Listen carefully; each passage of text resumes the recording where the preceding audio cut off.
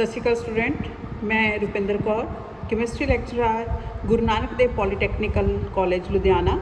सो अज मैं जो टॉपिक तुहाडे नाल डिस्कस करन लगी हाँ उस टॉपिक का नाम है जी कैमिकल इक्वेशन। ये जो टॉपिक है ये भी साडे चैप्टर बेसिक कॉन्सैप्ट्स इन केमिस्ट्री का ही एक हिस्सा है। So what is a chemical equation?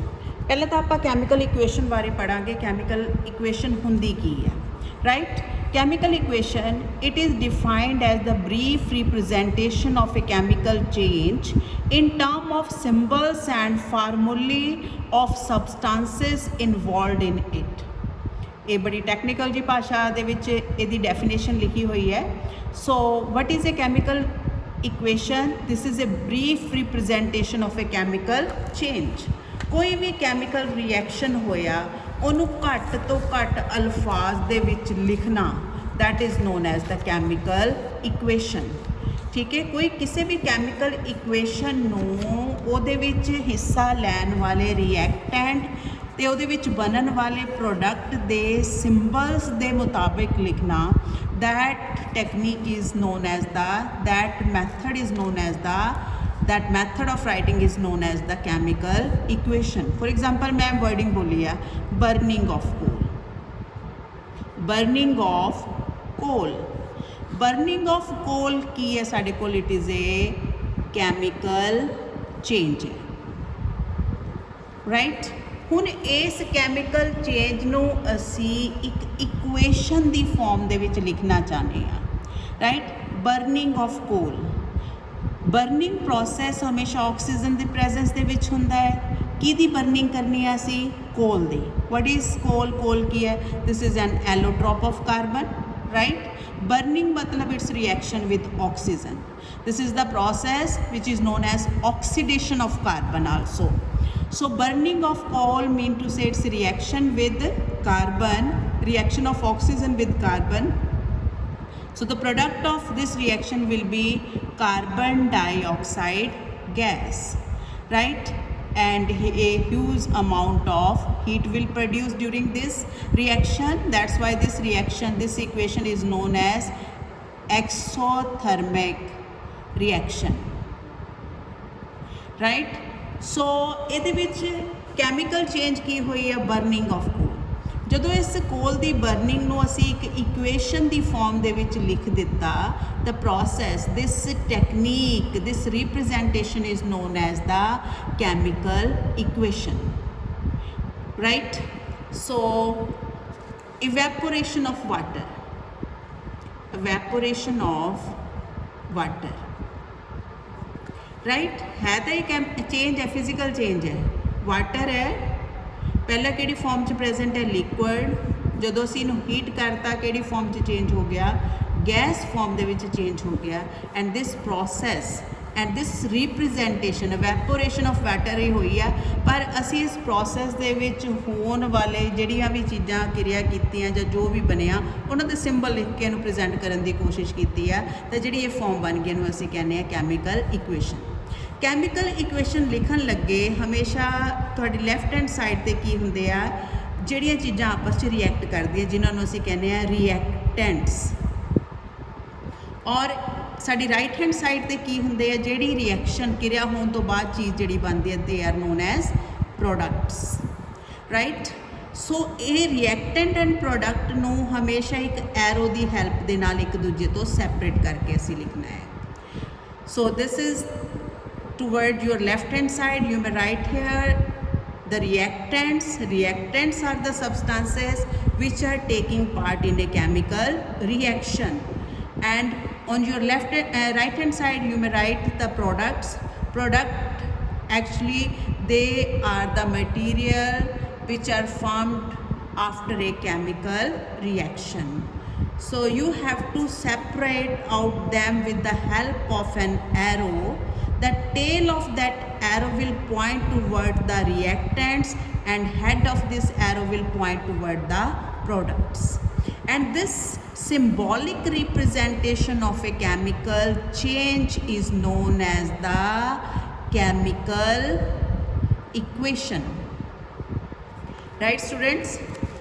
So अगली चीज़ जिहड़ी असी डिस्कस करनी आ, वो की डिस्कस करनी आ, that is significance of this chemical equation.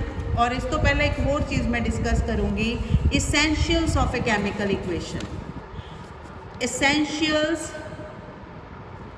of a chemical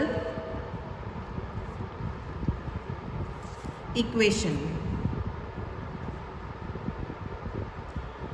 essential word, essential सानू पता जरूरी दी चीज़, ਜਦੋਂ भी कोई chemical equation लिखनी है ਕਿਹੜੀਆਂ चीज़ों का ख्याल रखना है, राइट। ਇਹਦੇ 'ਚ ਅਸੀਂ 3 चीज़ों का ख्याल रखना है। पहली जिहड़ी चीज़ 1 by 1 मैं डिस्कस करती हाँ। So first is a chemical equation must satisfy the following conditions। First is it should represent a true chemical change। किसी भी रिएक्शन की जे तुसी chemical equation लिख रहे हो असल दे विच भी वो रिएक्शन पॉसिबल होना चाहिए है। जिस तरह से जिंक नू कॉपर दे नाल रिएक्ट करिए जिंक सल्फेट बनूगा, कॉपर साढ़े कोल प्रेसिपिटेट दी फॉर्म दे विच बाहर आ जाऊगा। It will be a displacement process जिहदे more active metal less reactive metal नूं दे एक्वा सोल्यूशन चों डिसप्लेस कर सकती है। तो जिंक कॉपर सल्फेट नाल रिएक्ट करके जिंक सल्फेट बना सकता है। लेकिन ये नाल ही मिलता जुलता रिएक्शन जे असीं लिखीए copper plus zinc sulphate arrow copper sulphate plus zinc, साडे कोल ये रिएक्शन असल दे विच पॉसिबल नहीं हो सकता, क्योंकि रिएक्टिविटी सीरी के मुताबिक कॉपर थले प्रेजेंट है जिंक उपर प्रेजेंट है। कभी भी less reactive metal more reactive metal वो एक्वा सोल्यूशन चो डिसप्लेस नहीं कर सकती। इस करके असी इस रिएक्शन को लिख नहीं सकते। देखने को भावें बड़ा सोहना लगता पाया पर असल जिंदगी दे विच ये रिएक्शन पॉसिबल नहीं हैगा। इस करके उन्होंने कहा कि जे किसी भी प्रोसैस की तुसी कैमिकल इक्वेशन लिखनी है तो असल जिंदगी दे विच भी वो इक्वेशन पॉसिबल होनी चाहिए है। नैक्सट है chemical equation should be balance. जे किसी भी रिएक्शन की तुसी कैमिकल इक्वेशन लिख रहे हो तो वो असल दे विच बैलेंस होनी चाहिए है according to law of conservation of mass. Law of conservation of mass की कहता है the number of atom of each element should be equal on both side of equation. मतलब जे तुसी कोई कैमिकल इक्वेशन लिखी है वो दोनों साइडों ते रिएक्टेंट्स और प्रोडक्ट वाली साइड ते किसी भी एलीमेंट के एटम्स का नंबर जिहड़ा वो बराबर होना चाहिए है। जिस तरह मैं एक इक्वेशन लिखी है, सो यो इक्वेशन आप डिस्कस करते हैं।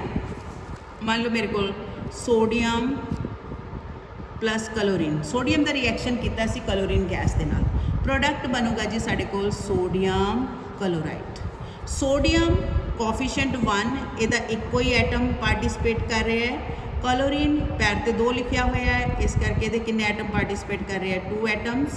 इत्थे प्रोडक्ट दे विच सोडियम का 1 एटम है और क्लोरीन के किन्ने एटम है 1 एटम है। कि असी देखिए कि दोनों साइडों ते एलीमेंट्स के मासिस बराबर है या एलीमेंट्स के एटम का नंबर बराबर है। इधर टोटल एटम किन्ने हैं 3 और इधर टोटल एटम किन्ने हैं 2 और दोनों साइडों ते एलीमेंट के एटम्स का नंबर बराबर नहीं हैगा। इहदा मतलब this equation is not in the balance state. So first of all असीं इहनूं बैलेंस करना है। बैलेंस करने वास्ते असीं करना की है, जिवें राजे साडे कोल इहो इक्वेशन है sodium plus chlorine arrow NaCl। Chlorine इत्थे किन्ने एटम है 2, इत्थे किन्ने क्लोरीन के एटम है 1, सोडियम के इधर 1 एटम इधर भी 1 है। क्लोरीन का फर्क पै रहा, असीं इहनूं बैलेंस करने वास्ते इहदे अगे 2 लगाता। 2 मतलब हुण सोडियम भी 2 है क्लोरीन भी 2 है, राइट। ਇਹਦਾ मतलब सोडियम 2 है क्लोरीन 2 है, क्लोरीन तो 2 पूरे हो गए पर सोडियम 1 यूनिट बढ़ गया। बैलेंस करने वास्ते इधर भी असीं किन्ने नाल मल्टीप्लाई कर दिए 2 दे नाल।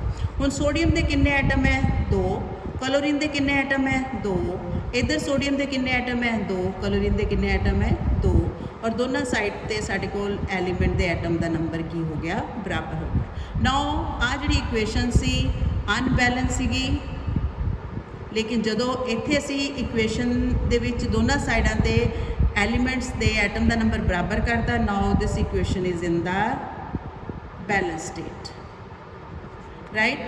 सो ਸੈਕਿੰਡ ਐਸੈਂਸ਼ੀਅਲ ਦੇ ਵਿੱਚੋਂ ਜ਼ਰੂਰੀ ਕੀ ਚੀਜ਼ ਹੈ ਕਿ ਜੇ ਕਿਸੇ ਵੀ ਕੈਮੀਕਲ ਚੇਂਜ ਦੀ ਜੇ ਤੁਸੀਂ ਕੈਮੀਕਲ ਇਕੁਏਸ਼ਨ ਲਿਖਦੇ ਹੋ ਤਾਂ ਉਹ ਕੈਮੀਕਲ ਇਕੁਏਸ਼ਨ ਅਸਲ ਦੇ ਵਿੱਚ ਬੈਲੈਂਸ ਹੋਣੀ ਚਾਹੀਦੀ ਹੈ according to law of conservation of mass, that is mass can neither be created nor be destroyed। ਜੇ ਕੋਈ ਕੈਮੀਕਲ ਰਿਐਕਸ਼ਨ ਹੋਇਆ ਵੀ ਹੈ ਤਾਂ ਉਹਦੇ 'ਚ ਜਿੰਨਾ ਮਾਸ ਜਾਇਆ ਹੋਇਆ ਤਾਂ ਉਨਾ ਹੀ ਮਾਸ ਬਣਨਾ ਚਾਹੀਦਾ, ਕਿਉਂਕਿ ਕੋਈ ਵੀ ਚੀਜ਼ ਜਿਹੜੀ ਇਸ ਯੂਨੀਵਰਸ ਦੇ ਵਿੱਚ ਪੈਦਾ ਹੋ ਗਈ ਹੈ ਉਹ ਨਾਸ਼ਵਾਨ ਹੈ।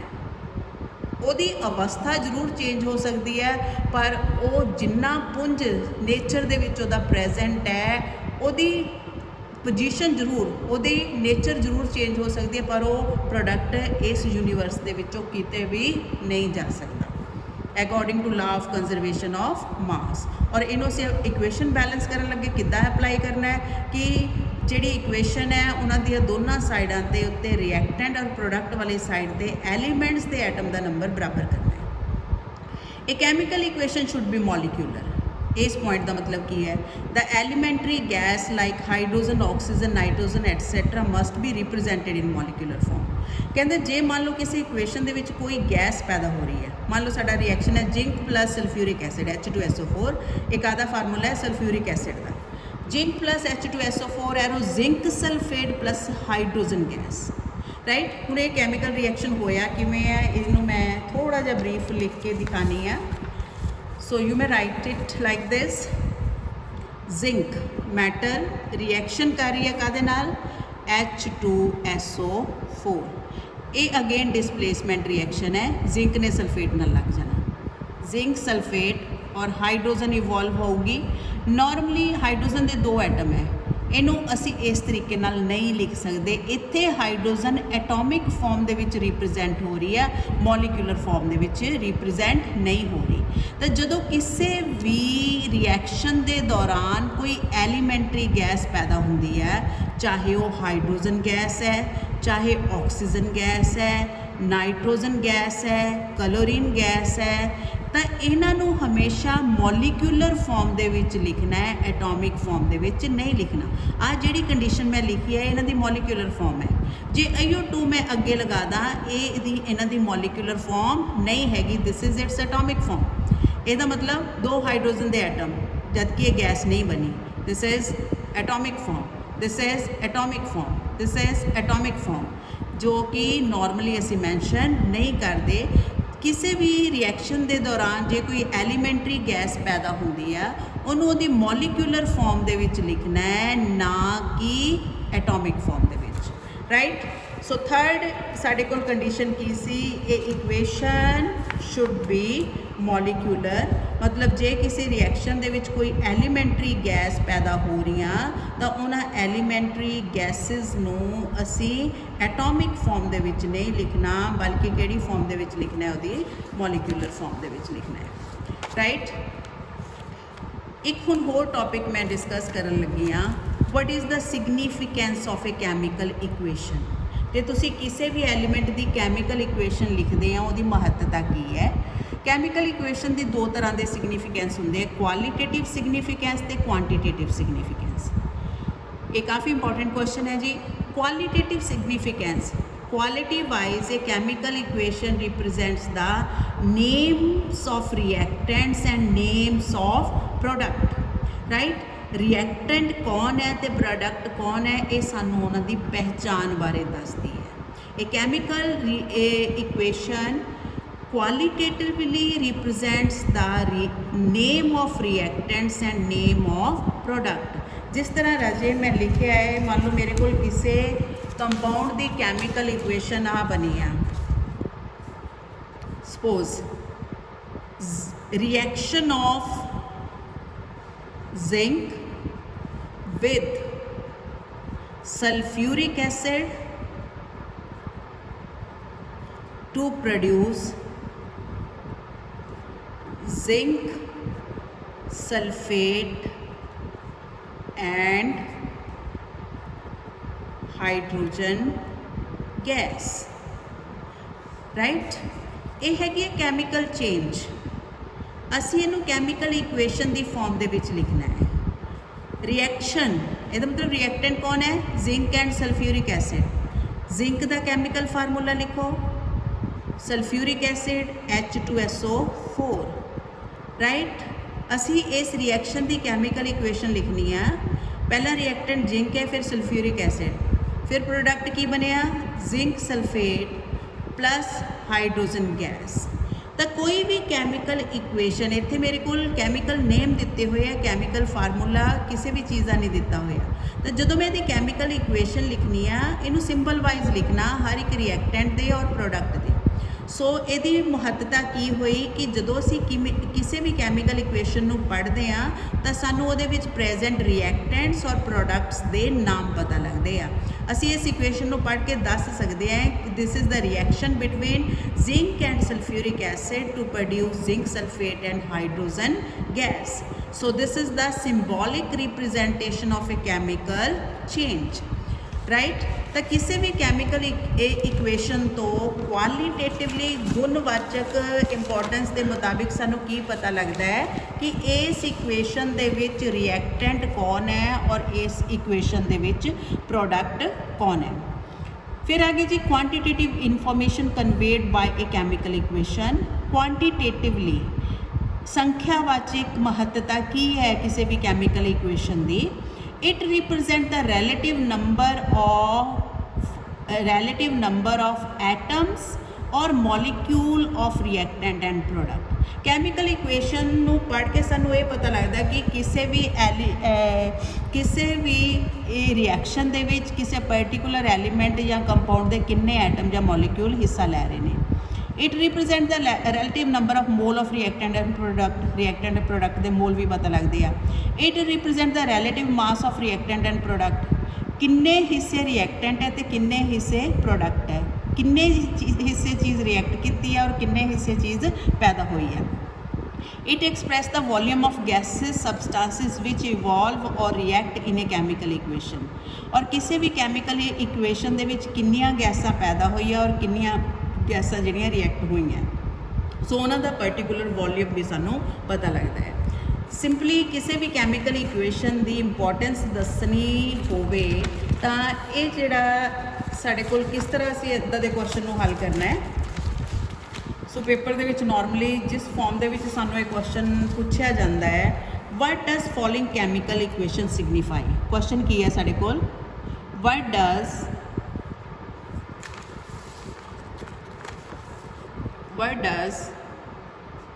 following chemical equation signify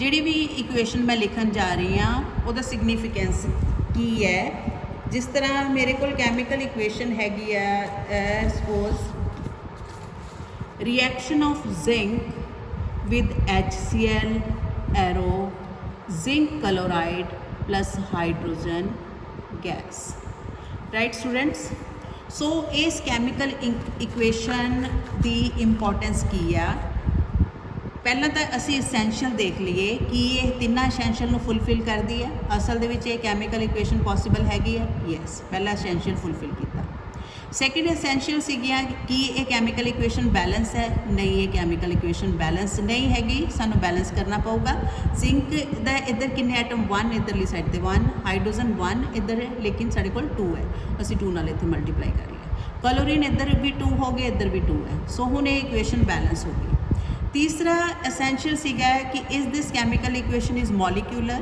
molecular mean to say जे किसी कैमिकल इक्वेशन दे विच कोई एलीमेंटरी गैस पैदा हो रही है वो मॉलिक्यूलर फॉर्म च है या एटॉमिक फॉर्म दे विच तो इत्थे मॉलिक्यूलर फॉर्म दे विच है तो ये तिन्ना कंडीशनस नूं कैमिकल इक्वेशन दी नूं हुणे फुलफिल करती है हुण आपां इहदा सिग्नीफिकेंस पढ़ते हैं क्वालिटेटिव सिग्नीफिकेंस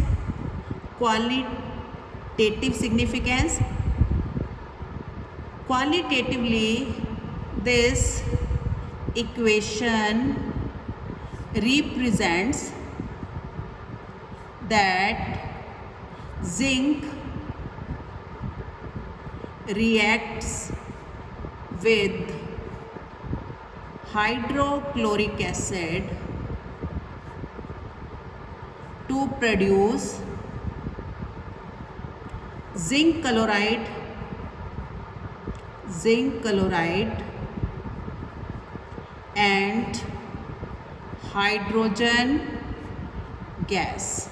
सो मैनू ये इक्वेशन पढ़ के पता लग्या कि जिंक जिहड़ा है हाइड्रोक्लोरिक एसिड नाल रिएक्ट करके जिंक क्लोराइड ते हाइड्रोजन गैस प्रोड्यूस करता है। सो क्वालिटेटिवली मैनू ये इक्वेशन पढ़ के ये सारी इन्फॉर्मेशन पता लगी, इस करके मैं लिखा है कि क्वालिटेटिवली दो तरह का सिग्निफिकेंस हुंदा, क्वालिटेटिव ते क्वांटिटेटिव। द क्वालिटेटिव सिग्निफिकेंस की लिखा इत्थे असीं, qualitatively this equation represents that the zinc reacts with hydrochloric acid to produce zinc chloride and hydrogen gas. Now quantitative significance,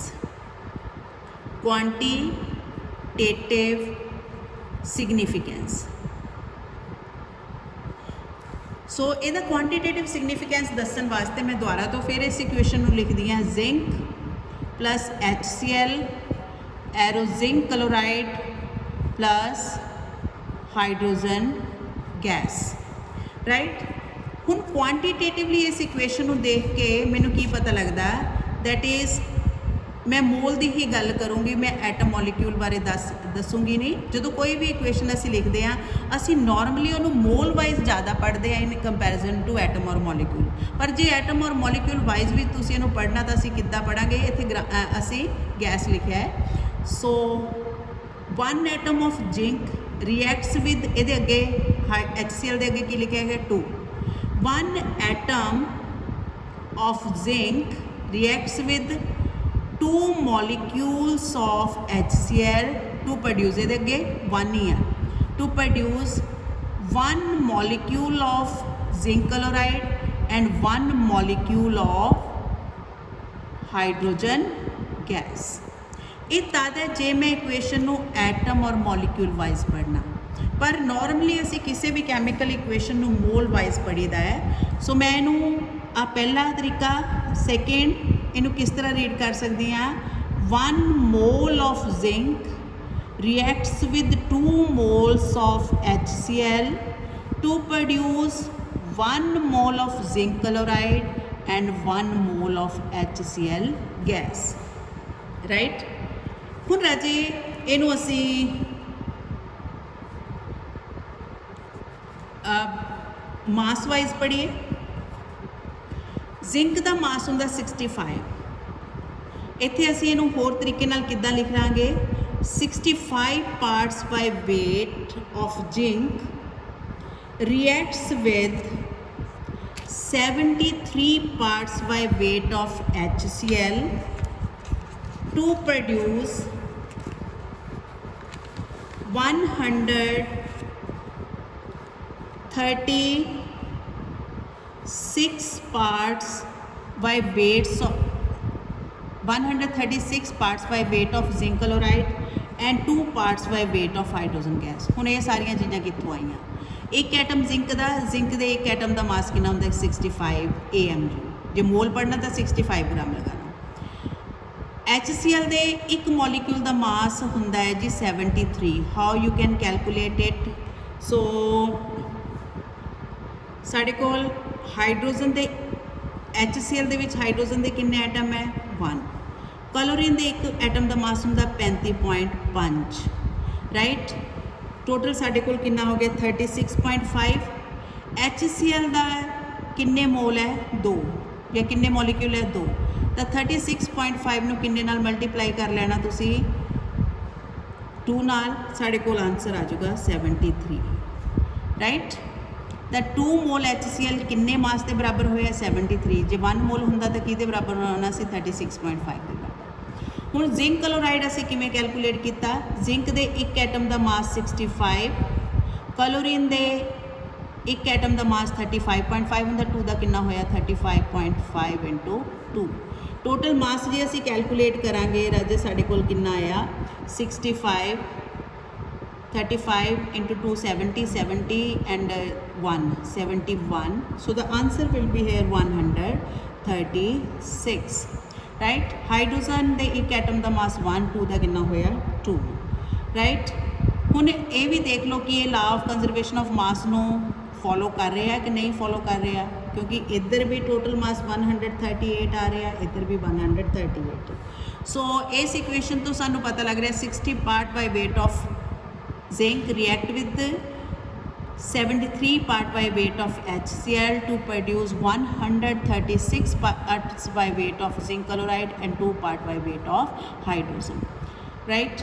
ਹੁਣ ਜੇ ਅਸੀਂ ਵੋਲੀਅਮ ਵਾਈਜ਼ ਪਤਾ ਕਰਨਾ ਹੋਵੇ ਕਿ ਇੱਥੇ ਹਾਈਡਰੋਜਨ ਗੈਸ ਕਿੰਨਾ ਵੋਲੀਅਮ ਪੈਦਾ ਹੋਇਆ, ਹਾਈਡਰੋਜਨ ਦੇ ਕਿੰਨੇ ਮੋਲ ਪੈਦਾ ਹੋਏ ਆ 1, ਠੀਕ ਹੈ। 1 ਮੋਲ ਕਿਸੇ ਵੀ ਗੈਸ ਦਾ ਨਾਰਮਲ ਟੈਂਪਰੇਚਰ ਪ੍ਰੈਸ਼ਰ ਤੇ ਕਿਹਦੇ ਬਰਾਬਰ ਹੁੰਦਾ, ਦੈਟ ਇਜ਼ 22.4 ਲੀਟਰ ਦੇ ਬਰਾਬਰ, ਰਾਈਟ। ਤਾਂ ਅਸੀਂ ਕਹਾਂਗੇ ਇੱਥੇ ਕਿੰਨੀ ਹਾਈਡਰੋਜਨ ਗੈਸ ਪੈਦਾ ਹੋਈ ਹੈ 22.4 litre. And this 22.4 litre volume ਕਿਸੇ ਵੀ ਚੀਜ਼ ਦਾ ਇਹਨੂੰ ਅਸੀਂ ਕੀ ਕਹਿੰਦੇ ਆ, ਮੋਲਰ ਵੋਲੀਅਮ, ਰਾਈਟ। ਜੇ ਕਿਸੇ ਚੀਜ਼ ਦੇ 2 ਮੋਲ ਪੈਦਾ ਹੋਏ ਆ, ਗੈਸ ਦੇ 2 ਮੋਲ ਪੈਦਾ ਹੋਏ ਆ, ਤਾਂ ਮੋਲਰ ਵੋਲੀਅਮ ਨੂੰ 2 ਨਾਲ ਮਲਟੀਪਲਾਈ ਕਰ ਦਿਓ, ਦੈਟ ਇਜ਼ 2 × 22.4। ਜੇ 3 ਹੋਇਆ 3 ਨਾਲ ਮਲਟੀਪਲਾਈ ਕਰ ਦਿਓ। ਤਾਂ ਕਿਸੇ ਵੀ ਗੈਸ ਦਾ 1 ਮੋਲ ਨਾਰਮਲ ਟੈਂਪਰੇਚਰ ਪ੍ਰੈਸ਼ਰ ਤੇ ਕਿਹਦੇ ਬਰਾਬਰ ਹੁੰਦਾ 22.4 litre of that gas. And this particular volume that is 22.4 litre is known as the molar volume.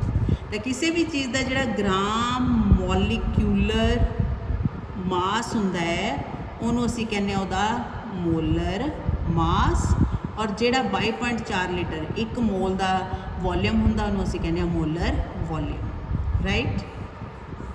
So this is all about the significance of a chemical equation, कि कोई भी chemical equation है ਉਹਦਾ ਕੀ significance ਹੁੰਦਾ ਹੈ। Thank you students।